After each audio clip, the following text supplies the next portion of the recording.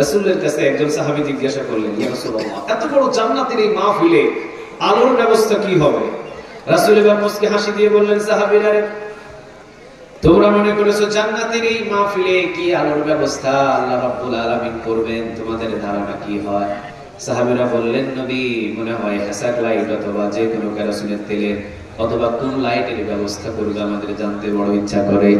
নবী নিজে বলেন, যখন আমি বিশ্ব নবীজিকে যখন প্রধান অতিথির চেয়ারের উপরে বসিয়ে দিবেন, প্রধান অতিথির চেয়ারে যখন আমি বসবো, আমার চেহারার নূরে জান্নাতের এত বড় কনফারেন্স, এত বড় জান্নাতের মাহফিলের এরিয়া পুরা আলোকিত করে দিবেন তিনি কে? এখন বলেন, আমাদের রাসূলের চেহারা পৃথিবীর সবচেয়ে সুন্দর, বেশি না কম? আরেকটু জোরে বলতে হবে, বেশি না কম? তার চাইতে বেশি সুন্দর আওয়াজ দিয়ে বলেন, তিনি কে? রাসূল নিজে বলেছেন, আল্লাহ সুবহানাহু ওয়া তাআলাকে সকল